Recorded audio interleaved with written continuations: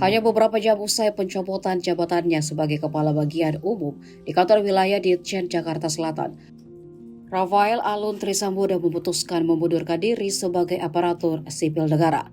Pengunduran diri itu disampaikan melalui surat terbuka yang diterima Tribun News pada Jumat sore. Melalui surat terbuka yang ditandatangani Rafael di atas materai 10.000, ia menyampaikan pertanggal 24 Januari dirinya resmi mengundurkan diri. Kendati demikian, Rafael mengaku akan tetap menjalani proses pengunduran diri sesuai ketentuan yang berlaku di Direktorat Jenderal Pajak.